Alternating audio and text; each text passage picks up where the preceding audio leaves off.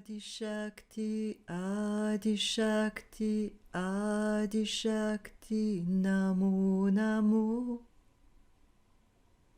Sarabshakti, Sarabshakti, Sarabshakti, Namo Namo.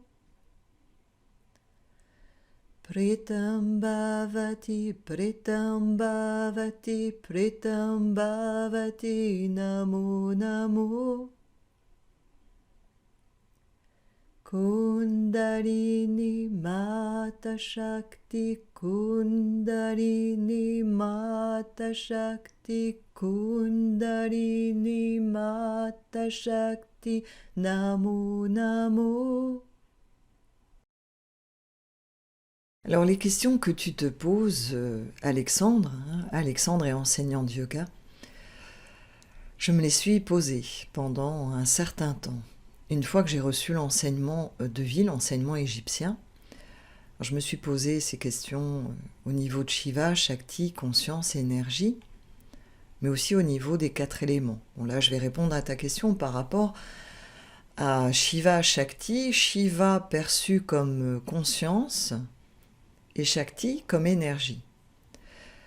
Dans l'hindouisme, par rapport à l'enseignement de vie, je vous partageais dans la vidéo, dans la capsule, que le féminin, donc on va nommer Shakti en Inde, est relié au ciel, est relié à la création et à la conscience. Alors que le masculin, le principe yang fondamental, on va dire, qu'on va nommer Shiva en Inde, est relié à la manifestation, et donc on pourrait dire à l'énergie, pouvoir de se manifester. Donc ce qui semble être l'inverse de l'enseignement de vie. L'enseignement de vie est le livre de la manifestation, donc il t'explique en fait ce qui est réellement. Au-delà des différentes ères, des différents yugas, on dirait en Inde, au niveau des différentes ères, des différentes terres, diraient les Égyptiens, la terre de Maat, la terre d'Isfet, la terre des deux Maat, vers laquelle nous nous dirigeons normalement. Ce qui est au-delà du temporel, de ce que nous allons traverser, manifester. Ça nous indique en fait ce qui est et comment revenir à ce qui est. Voilà. Pendant notre traversée de la manifestation. Puisque nous sommes, en termes égyptiens, de ce côté-ci du Noun, du côté de la manifestation. Donc ça ne veut pas dire que c'est ce qui est sur Terre. Ce que nous traversons sur Terre, dans les consciences humaines, on va l'appeler des yugas, en un des différents âges, qui vont correspondre à différentes consciences. Mais tu comprends bien que selon l'âge dans lequel nous sommes, qui est toujours le Kali Yuga, la conscience que nous avons de ce qui est la conscience à travers les prismes, les lunettes du Kali Yuga. Alors à travers n'importe quelle époque, que ce soit le Kali Yuga ou pas, donc l'âge sombre où tout est inversé, les valeurs sont inversées, ça c'est pas l'enseignement de vie qui le dit, c'est vraiment le Kali Yuga. Donc si tu te dis que les valeurs sont inversées, en toute logique, il faut toi, en tant que cheminant dans la voie indienne, hindoue, du yoga, tu comprennes ce que ça veut dire, aussi bien au niveau des enseignements qu'au niveau de toi. Dans ta vie quotidienne, en tant que Shiva, en tant que Yang, en tant qu'homme, dans le monde, manifesté. Alors, quels que soient les âges, les yugas, les terres, diraient les Égyptiens, les époques, les âges, que ce soit des âges de lumière, d'or ou de sombre, la vérité a toujours été transmise dans des groupes d'êtres, on va dire, d'initiés. Donc, quelle que soit la période, le pays, ce qui est a toujours été transmis dans des groupes.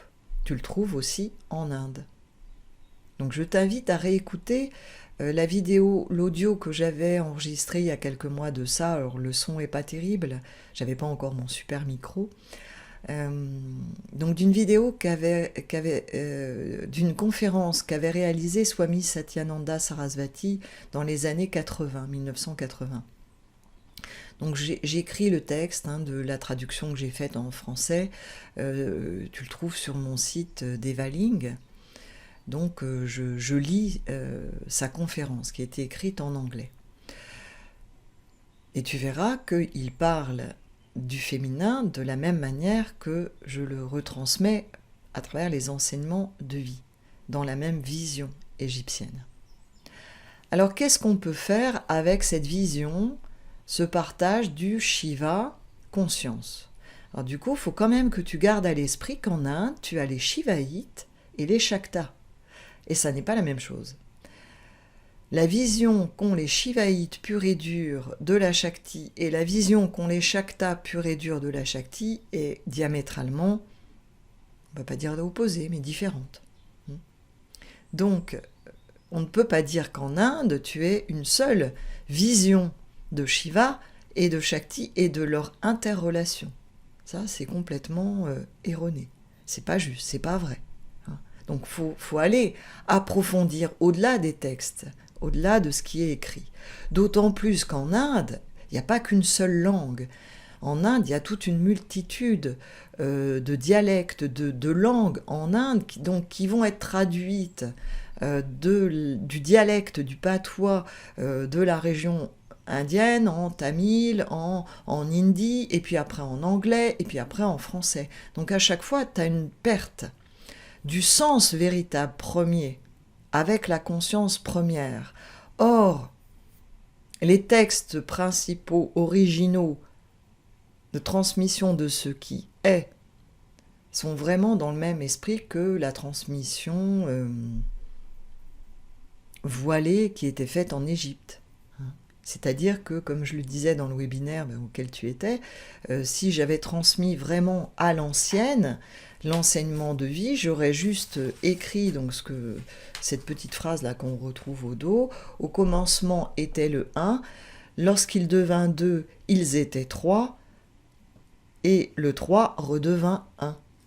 Et c'est à toi de comprendre ce que ça veut dire. C'est-à-dire le cheminant, le gnostique, on va dire, va cheminer dans cet enseignement et va lever les voiles au fur et à mesure.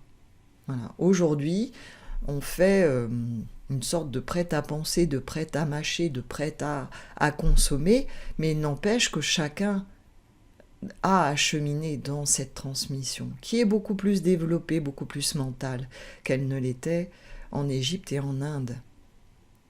Mais nous sommes à une autre époque. Donc on s'adapte à la transmission. Même si du coup, c'est souvent incompris. Parce que les personnes sont habituées à avoir un prêt à consommer, où tout est clairement dit mentalement, avec des étapes, où tout part du mental, de la terre vers le ciel. Et parfois, il y en a qui veulent juste rester de la terre sur la terre. Donc on aborde tous l'enseignement, que ce soit l'enseignement hindou, l'enseignement égyptien, ou l'enseignement japonais, ou chinois, tout ce que tu veux, selon notre propre conscience. Donc moi, je t'invite à développer cet esprit d'éveil, que j'appelle aussi l'esprit gnostique. L'esprit gnostique, c'est quoi ? J'avais fait une vidéo, je suppose que j'en ai fait, je la referai. C'est se poser une question. Ne pas prendre ce qui est dit pour argent comptant, aller vraiment vérifier. C'est vraiment l'esprit du Jnana Yoga. Donc ça, j'ai fait une vidéo, c'est sûr, qui est diffusée sur YouTube. Qu'est-ce que c'est l'esprit du Jnani ? Voilà, donc si tu poses des certitudes, Shiva est conscience, Shakti est énergie, il appartient au Jnani, au cheminant, au yogi, à l'apprenti disciple, au gnostique, d'aller vérifier en lui-même, par lui-même, ce qui est dit. À quel niveau cette vérité se situe. Et comment se l'appliquer à soi-même. Là, tu deviens vraiment un cheminant actif. Ce qu'appellent les Égyptiens un képri. Donc on va revenir sur cette Cette vérité, d'un certain point de vue, Shiva est conscience, Shakti est énergie. Alors déjà, je vais revenir encore sur un point qui n'est pas aussi clair que ça. Shiva, là, je te l'ai représenté, donc il se trouve à la droite de votre écran. Lorsqu'il est assimilé à la conscience, Shiva est en posture de méditation. C'est l'ascète, c'est celui qui a transmis le yoga à l'humanité. C'est le yogi ultime. C'est un être représenté comme un être bleu, de la même manière que Amon est représenté comme un être bleu, en posture de méditation.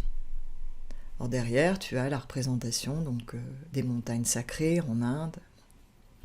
Donc on retrouve toujours la montagne. Tu as aussi une montagne avec Amon. Alors il est représenté, donc il est manifesté. Et pourtant, si tu vas dans les textes, si tu regardes l'histoire, lorsqu'il est représenté en tant que conscience, donc c'est le Dieu manifesté, il a un corps représenté sous forme humaine. Il est manifesté. Donc il est pour l'Égyptien de ce côté-ci du Noun, du côté de la manifestation, dans lequel l'Égypte te dit la mère divine de la manifestation, c'est la grande déesse mère Net. Donc en Inde aussi, on retrouve aussi la grande mère divine. Mais bon, c'est confus encore. Mais c'est aussi confus que cela l'est en Égypte. Si tu regardes les mythes actuels égyptiens, tu vas pas retrouver l'enseignement que je te transmets aujourd'hui, de l'enseignement de vie que je vous transmets à tous, l'enseignement de vie. Et en Inde, c'est pareil. Donc il y avait des initiés, des transmissions de maître à disciple pour lever les voiles, pour comprendre le lien qui te ramène à l'unité. Donc il est de ce côté-ci du Noun, de la manifestation. Et pourtant on va parler de conscience. Mais si tu regardes, puisque tu as le livre de vie, initiation, introduction au livre de Thoth, tu as la même chose en Égypte avec Amon, qui est dans le Noun, qui dit se reposer, se ressourcer dans le Noun. Et quand il est dans le Noun, il est lié donc à Amon, l'invisible, celui qui n'a pas de nom et qui en a en même temps une multitude. Donc il est manifesté, il est déjà dans le Noun, on sait, il s'appelle Amon. Mais il est comme endormi. Et c'est Net, la grande déesse mère Net, donc ça c'est exprimé, tu vas le voir au niveau de la cosmogonie, qui va l'extraire du Noun, et pour l'extraire du Noun, puisqu'il est un être complet qui a réalisé sa trinité, et qu'elle aussi, elle est un être complet, elle ne peut pas elle seule l'extraire, lui imposer de sortir du Noun. Et donc, elle va extraire du Noun, des grands principes qui vont constituer l'Ogdoad supracéleste, qui est nommé de nos jours l'Ogdoad céleste, mais si tu lis l'enseignement de vie, tu comprends pourquoi. En fait, c'est supracéleste, au-delà du céleste, et elle va les extraire un par un, les réunifier jusqu'à créer une unité, et par cette unité qui est Eka, par la puissance de Eka, elle va pouvoir extraire Amon du Noun. Un peu comme Shakti va sortir Shiva de sa méditation, de l'état de conscience dans lequel il est. Mais lorsqu'il est représenté en méditation et qu'il représente la conscience, il n'est pas en activité. Et on a la même chose avec Amon. Et dans ce cas-là, on dirait que Shiva, en tant que Dieu suprême, en tant que principe yang suprême, est comme Amon, Dieu suprême, principe yang suprême, lorsqu'il est dans le Noun. Et on dirait à ce moment-là qu'il est conscience. Mais Net, Shakti pour l'hindouisme, parce que Shakti, c'est complexe Shakti, parce qu'on parle de Shakti, et tout le monde a la Shakti en soi. Oui, tout le monde a Shiva en soi. Donc on ne comprend pas bien qu'on parle vraiment des dieux primordiaux, qu'on appellerait Net en Égypte et Shiva, Net en Égypte et Amon, lapsus, Amon en Égypte, et qu'on va appeler dans l'hindouisme Shiva, Shakti. Donc là, on parle de Shiva en tant que dieu suprême et Shakti en tant que déesse suprême. C'est pas Shiva associé à Sati ou à Parvati. C'est pas la même chose du tout. C'est-à-dire que c'est le même dieu, il va porter le même nom en Inde, Shiva, mais c'est pas la même conscience de Shiva, c'est pas sur les mêmes plans de conscience. En Égypte, l'avantage, c'est que le même Dieu va porter des noms différents selon le plan sur lequel il se manifeste et sa fonction. C'est comme cela que Amon va se présenter aussi en tant que Shu, en tant que Aker, en tant que Thoth, selon les fonctions différentes et selon les plans différents sur lesquels il va se manifester.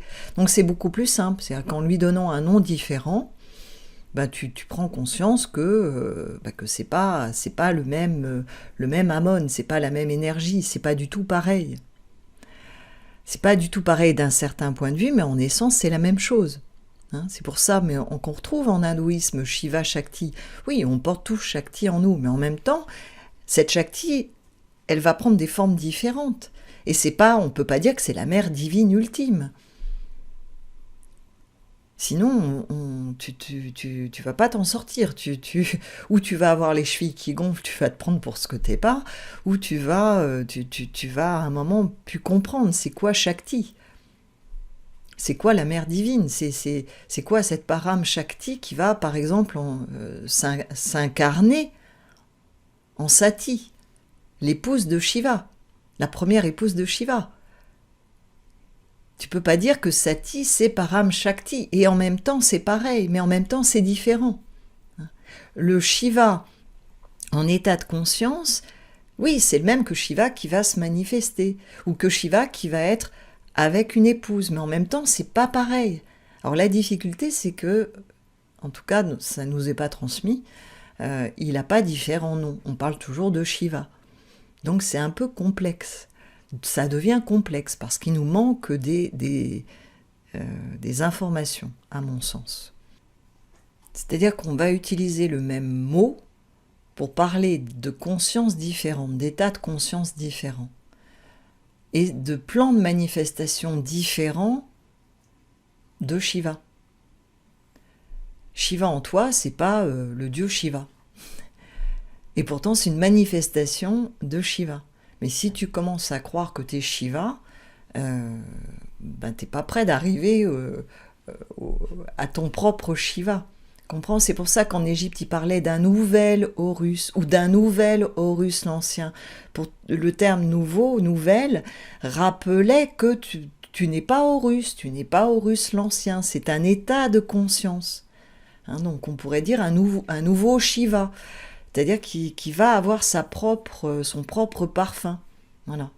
Ce qui évite de se perdre sur la voie. Parce que j'ai déjà entendu des femmes portant dans la voie du yoga des noms de déesses basculer à un moment, se prendre vraiment pour la déesse. J'ai entendu dernièrement une personne parler à une autre en disant voilà, donc dans la voie de l'Égypte, voilà, tu es Hathor, raconter l'histoire d'Hathor. Là, on bascule, on oublie complètement, on se perd. L'histoire de ces mythes, si tu es porteuse en tant que femme d'un lien avec Hathor, tu n'es pas Hathor. Si d'un seul coup, je sais pas, les noms égyptiens revenaient, t'as un initié qui donne un nom d'une déesse égyptienne et te dit tu te nommes Sekhmet en tant que nom d'initiation, t'es pas Sekhmet. Si on t'appelle Shiva, faut pas rêver, t'es pas Shiva, t'es un nouveau Shiva, t'es une nouvelle Sekhmet. C'est-à-dire que tu dois comprendre, te relier à l'énergie ou de Parvati. Si c'est dans l'hindouisme, t'as un nom, on te donne un nom d'initié de Parvati, t'es pas Parvati. Mais par contre, l'histoire de Parvati va t'éclairer sur quel est le chemin, quelle est l'histoire de Parvati, et tu vas devoir chercher en toi Bon, quels sont les liens communs, quels sont les points communs, comment cette histoire de cette déesse peut expliquer mon chemin intérieur, ma propre voie vers ma réunification, vers l'éveil, et aussi vers les retrouvailles avec Shiva, parce que l'histoire de Parvati est quand même extrêmement liée à Shiva. Et qui est Parvati par rapport à Sati? Quel Shakti je suis? De quelle ère je viens? Donc ça, tu vas le comprendre un peu plus tard, je vais revenir dessus un petit peu plus tard. Donc Shiva, représenté méditant, associé à la conscience, correspond au niveau de l'enseignement de vie à Amon, nommé le caché, l'invisible, le caché, lorsqu'il est dans le Noun. Et dans le Noun, il est associé à la conscience. Alors il est manifesté parce qu'il porte déjà un nom, on sait qu'il existe, il est dans le Noun, mais il n'est pas encore manifesté. C'est comme Shiva qui ne va pas encore danser le jeu de la vie, qui n'entre pas en manifestation parce qu'il lui manque la Shakti. La Shakti n'est pas présente. La Shakti n'est pas éveillée. La Shakti extérieure, qui dans l'histoire de Shiva, donc là on n'est plus sur le même dieu. Pareil, Amon dans le Noun, c'est pas Amon qui est de l'autre côté du Noun, donc dont je décris l'histoire dans le livre de vie, lorsqu'il va se scinder en deux pour créer la manifestation. C'est pour ça que l'on dit que Net est la mère de la création et Amon le père de la manifestation. Quand Amon est dans le Noun, ou quand Shiva est c'est retiré de la manifestation. Tu comprends, c'est la même chose. Et là, il est conscience. Et tu as Net qui est dans la manifestation, qui est sortie du Noun. Elle se manifeste. Les Shaktis sont les premières à se manifester sur le plan céleste, alors que sur le plan terrestre, c'est l'inverse.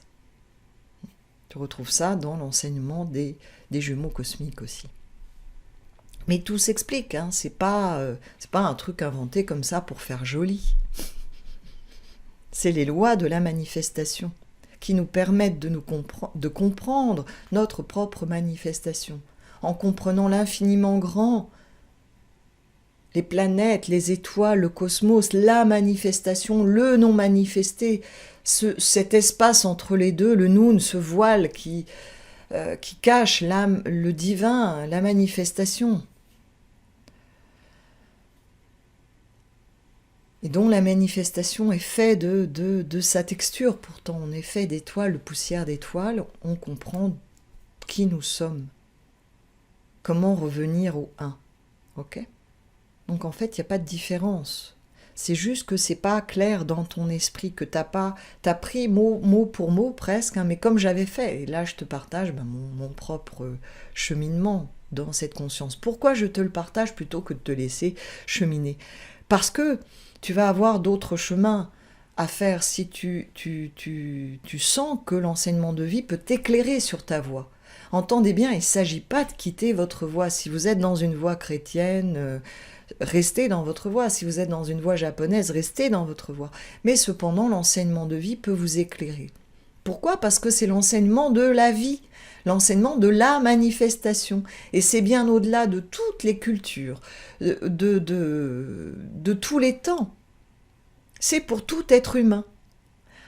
Et il me semble, en tout cas, je connais pas grand-chose, que c'est vraiment un enseignement magistral qui nous est redonné, mais complètement, dans l'intégralité. C'est-à-dire, tous les voiles sont levés, là. Et on le sait, l'Égypte a quand même marqué énormément les millénaires. L'Égypte nous marque encore. Et elle est vraiment détentrice. Elle a été un carrefour détentrice d'un énorme savoir qui la précédait. Toute cette connaissance ne vient pas des Égyptiens, ils l'ont reçue. Et par la magie de la vie, elle est restée encore présente et elle l'est encore. Tu te rends compte, c'est encore transmis à l'heure actuelle. Les voiles sont levées. Et quelqu'un comme moi qui, à la base, ne connaît rien à l'Égypte, n'est pas passionné d'Égypte, dont la voix n'est pas la voix égyptienne à l'heure actuelle dans ma vie, a pu recevoir et mettre en mots et le transmettre aujourd'hui sur YouTube. C'est quand même incroyable quand on y pense. C'est assez fou. Mais l'enseignement de vie, moi, m'éclaire dans la compréhension du yoga et de Shiva, de Shakti.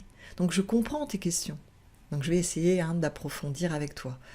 T'hésites pas, tu me fais un mail si c'est pas clair, si tu souhaites que je revienne. Vous aussi, c'est pour tout le monde, je réponds à une question. Alors je réponds aux questions qui vont parler au plus grand nombre, qui peuvent en éclaircir plusieurs. Je pense que ça peut éclaircir des yogis qui peut-être ne comprennent pas ou comment on peut relier cet enseignement de vie à leur pratique du yoga. Voilà. Donc Shiva, lorsqu'il est conscience, en posture de méditation associée à la conscience, c'est lorsqu'il n'est pas dans la manifestation. Il n'est pas Nataraj, c'est pas le Shiva dansant. Alors je reviens, donc Shakti, nous l'avons tous en nous, mais après là où il y a confusion dans l'hindouisme, c'est que tout d'un coup Shiva Shakti. Et Shiva est pourtant manifesté, il est représenté en tant que Dieu.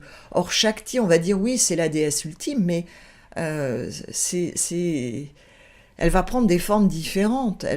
Toutes les Shaktis, c'est toutes les déesses et puis toutes les Shaktis manifestées en tant que femmes qui sont reliées à une déesse particulière. C'est là où je ne peux pas t'aider sur la voie du yoga parce que je ne connais pas la mythologie de l'Inde, que malheureusement je le vois rien qu'en me penchant sur l'histoire de Sati. Il existe en Inde des dizaines et des dizaines et des dizaines d'ouvrages sur l'histoire de Shiva avec Sati qui ne sont pas traduits. Donc, comment vas-tu faire pour comprendre en tant que yogi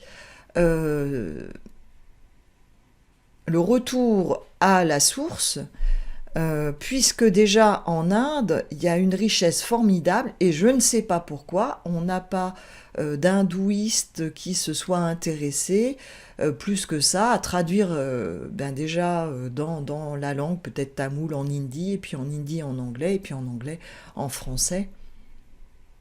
Donc ça veut dire qu'il faut que tu reçoives ton enseignement autrement. Parce que tu ne vas pas le recevoir dans la matière, tu ne vas pas le recevoir à partir du mental, à moins que tu n'apprennes le tamoul, l'hindi, et que tu te plonges dans ces écritures pour comprendre le mythe, pour comprendre les petits cailloux qui sont laissés sur la route. Mais si tu ne souhaites pas apprendre le tamoul, l'hindi, et que tu comprends que l'enseignement de vie est valable pour tous, quelle que soit la voie, tu vas retrouver les mêmes histoires à partir de l'enseignement égyptien que tu vas pouvoir lire avec l'enseignement hindou. Donc je vais donner quelques pistes dans cette vidéo. Ça vient. On va déjà revenir sur la notion de Shakti, puisqu'on a un Shiva représenté en tant que Dieu, et Shakti, elle est informelle.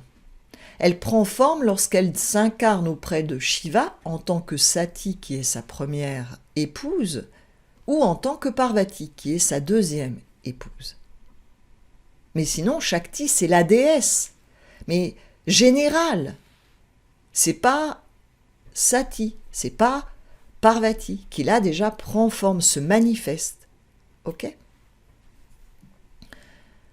Donc, avec Shiva, il y a la grande déesse mère qu'on va appeler Shakti, qu'on va appeler Net en Égypte, si on veut trouver des parallèles, bien évidemment. Alors, si tu trouves des parallèles, Shakti, Net sont sur un plan supracéleste. Shiva, Amon, va gérer la manifestation, va transmettre. Alors, Amon va transmettre l'enseignement de vie, va s'en transmettre l'enseignement de vie au dieu Thoth. Mais le dieu Thoth, avant d'être le dieu Thoth, il est Shu. Or, Shu, c'est Amon, scindé, manifesté, la manifestation est duel. Amon va se scinder, se diviser en deux. Le dieu Shu, la déesse Tefnut, qui vont être... je dirais sur le plan humain, à nouveau, Shiva, Shu, Tefnut, Shakti. Donc en Égypte, on a Voilà, il y a une autre facette, hein, mais qu'on retrouve, je suis sûre, en Inde. Donc Amon est porteur du livre de vie, du livre de la manifestation, qu'il incarne à travers lui-même, le dieu Shu, son principe yang manifesté, et Thoth est le cas de Shu, la manifestation sur le plan terrestre du dieu Shu. Donc Thoth transmet l'enseignement de vie à l'humanité. Je ne sais pas si tu me suis, mais si tu réécoutes cette vidéo avec le bouquin en main et que tu prends le temps de méditer dessus, tu vas voir, les choses s'éclaircissent. C'est pas si compliqué que ça. Lorsqu'on a les clés, on peut ouvrir les portes. Après, tu passes la porte ou pas. Donc en Inde, Shiva va pas transmettre le livre de la manifestation, il transmet le yoga. Et le yoga, c'est quoi? C'est l'union, c'est le retour à l'unité. À travers des pratiques, à travers différentes voies du yoga. Dans l'enseignement de vie, tu as des pratiques, tu as des initiations, tu as du yoga, qui est un yoga égyptien, et tu as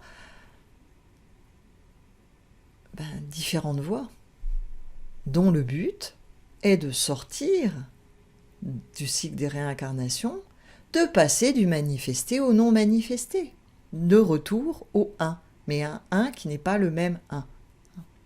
Donc ça, j'ai fait des vidéos dessus, sur l'apparition de l'œuf cosmique, la manifestation, le retour à l'unité. Donc pour revenir à ta question, Shiva Shakti.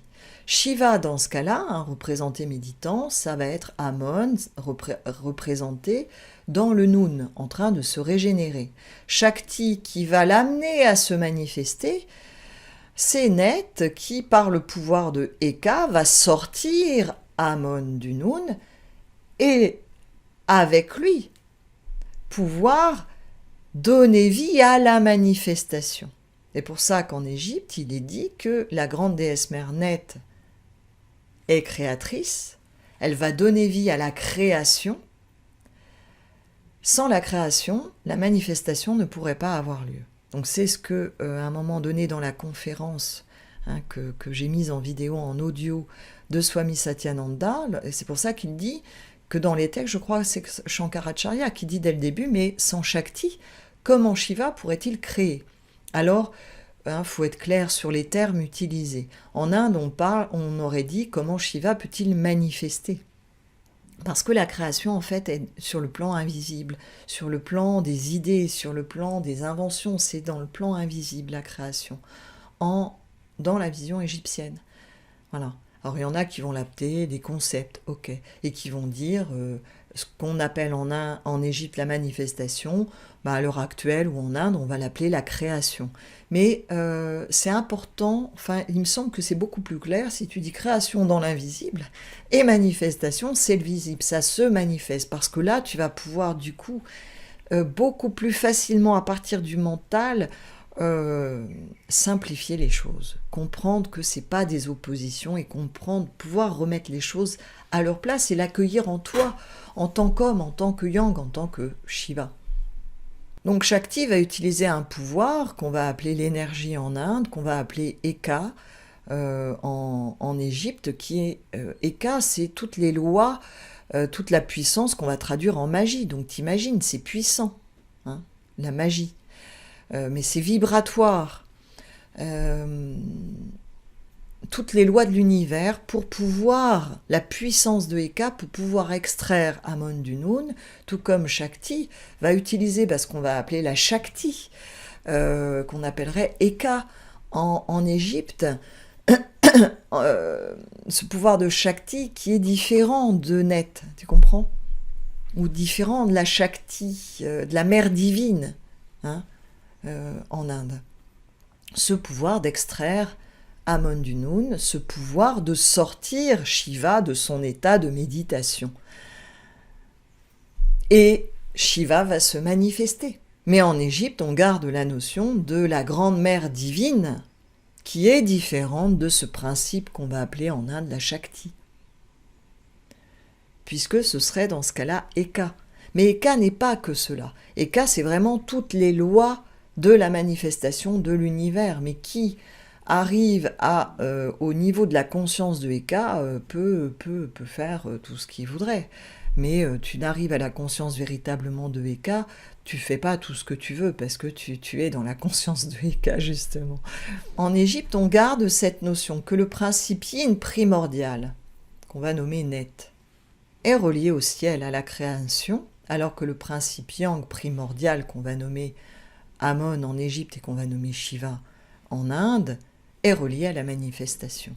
De lui va naître toute la manifestation. C'est pour ça qu'on parle aussi de Dieu le Père, et que Amon a été vu, perçu par notre propre lecture actuelle d'être humain moderne, comme ayant été en Égypte le Dieu ultime, mais il l'a pas été. Il a été ramené au moment de la 18e dynastie, mis au jour, parce que c'était toujours transmis dans les temples d'initiés. Parce que c'était déjà la fin, et que ce sont des petits cailloux qui nous ont été laissés par cette 18e dynastie pour nous permettre à nous aussi, hommes et femmes modernes, de comprendre le véritable sens de la cosmogonie égyptienne, et de l'Égypte, et de son message, et de sa science. Alors, ce sont des petits cailloux, mais c'était déjà fini, l'Égypte était déjà finie. Même si elle allait prendre encore quelques siècles avant d'être finie. Voilà. Alors je vais revenir à présent sur Shiva avec ses deux épouses, c'est-à-dire que là, la Shakti prend forme. D'ailleurs, si tu lis l'histoire de Sati, c'est vraiment la Shakti suprême, la Param Shakti, la Parama Shakti qui va s'incarner dans Sati, qui accepte de s'incarner dans Sati. Donc ça relie l'histoire, même si on n'a pas toute l'histoire de Sati, malheureusement, quand tu vois tout ce qui existe en Inde, c'est incroyable, on n'en a qu'une bribe, donc ça, faut le garder à l'esprit, que c'est pas parce qu'on a une bribe qu'on a la vérité, on a une bribe de l'histoire de Sati. Mais on sait quand même que c'est la Param Shakti qui s'est incarnée dans Sati. C'est le Param Shiva qui s'est incarné dans Shiva. Et donc Shiva va avoir du coup une Shakti, une épouse, qui va se nommer sa première épouse, Sati. Et on retrouve la même histoire, si tu regardes, qu'avec Adam et ses deux épouses, qu'avec Hathor et Isis, même si Isis n'est pas devenue l'épouse d'Atum, elle a essayé, mais ça n'a pas fonctionné, donc elle est devenue son ennemie suprême. On a Isis qui éclipse, remplace Hathor en Égypte. On a Parvati qui éclipse, remplace Sati en Inde. On a Ève qui éclipse, remplace Lilith dans le judaïsme. On a Marie qui remplace, éclipse Marie-Madeleine dans la voie chrétienne. Donc on a toujours ces deux féminins, ces deux shaktis, ces deux énergies extrêmement puissantes. C'est pas rien, c'est vraiment des shaktis où il y a une scission au niveau du féminin. Donc en Inde, on a décidé que, alors ça a été décidé quand? Dans l'ère du Kali Yuga, dans l'ère du patriarcat, je vais te l'expliquer pourquoi. On a décidé que Parvati était la réincarnation de Sati. Tout comme on a décidé que Isis c'était Hathor, donc elle a absorbé Hathor, Parvati a absorbé Sati, on a décidé que Ève a absorbé Lilith, dans la voie chrétienne, Lilith on n'en parle carrément pas. Donc Ève a absorbé Lilith, on a décidé que Marie absorbait Marie-Madeleine pendant des millénaires. Là, Marie-Madeleine refait surface, Hathor refait surface, Lilith devrait refaire surface, avec une autre vision. Parce que si tu lis l'histoire de Lilith, c'est la première succube. C'est le monstre qui allait se donner au diable. Dieu lui a donné des ailes quand même, mais elle est allée au diable. Mais bon. Tu comprends, ça nécessite d'aller relire ces histoires. Non plus avec les yeux du patriarcat, de l'ère patriarcale et de la religion, mais vraiment en lien avec les énergies, avec le cosmos, avec la compréhension des mythes, de la sortie, de la levée des voiles. Comprendre l'histoire de Marie-Madeleine. en lien avec Isis Hathor. Et donc, Sati, première et réelle épouse, et unique, je dirais, épouse de Shiva, la seule, l'unique, n'est pas, de mon point de vue, Parvati, mais c'est Sati, s'est immolée par le feu. Donc regarde l'histoire que nous avons de Sati. Or, si tu regardes, Sati, c'est devenu après un rituel terrible durant le Kali Yuga, le patriarcat, où les épouses, lorsque leur mari était défunt, devaient s'immoler par le feu. Or, en Inde, beaucoup de jeunes filles, très jeunes, se mariaient avec des hommes plus âgés. Donc ça veut dire que déjà, tu te mariais, en tant que femme, tu étais vouée à mourir. L'ère du patriarcat. Sati, de mon point de vue, avec ma lecture égyptienne, mais c'est qu'une lecture, hein, à toi de faire la tienne, je ne dis pas que c'est la vérité. Je te montre, je te partage mon chemin personnel qui m'a éclairé par l'enseignement de vie sur la lecture de l'hindouisme, de ce qui est dit comme ça, mais qui demande d'approfondir, qui demande d'avoir l'esprit d'éveil, l'esprit gnostique, l'esprit du chercheur spirituel, qui ne prend pas juste pour content ce qui est dit comme ça, mais qui approfondit et qui en comprend le véritable sens. Sati, pour moi, marque l'entrée dans l'ère du patriarcat. C'est le sacrifice de la femme. Les femmes sacrifiées. Le passage à l'ère du patriarcat, où, du coup, on inverse. Sati qui se sacrifie de son propre choix, c'est pas Shiva qui lui a dit vas-y brûle, elle se sacrifie, le féminin se sacrifie, une forme de féminin. Et après, on inverse les valeurs, patriarcat, Kali Yuga, tout est inversé. On impose aux femmes de se sacrifier lorsque l'homme meurt. C'est pas la même histoire. On est dans l'ère du patriarcat. Parvati appartient à l'ère du patriarcat. C'est Isis qui appartient à l'ère du patriarcat. Hathor marque en partant, en se sacrifiant. Elle n'est plus sur le plan terrestre, elle part sur le plan céleste, marque le passage d'une ère à une autre, de la terre de Mahat, on dirait en Égypte, à la terre d'Isfet, dirait-on en Égypte, donc au Kali Yuga, on dirait en Inde.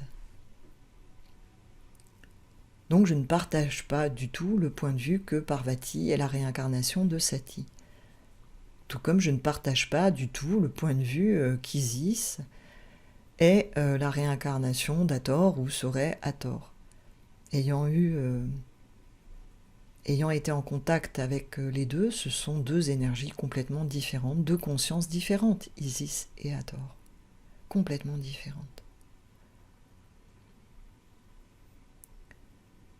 Et on retrouve d'ailleurs dans Parvati, comme je vous le partageais dans l'autre vidéo, le retour des femmes est attendu par la planète, deuxième partie, on retrouve dans Parvati la même notion qu'en Isis. On a Parvati la noiraude, Parvati la dorée.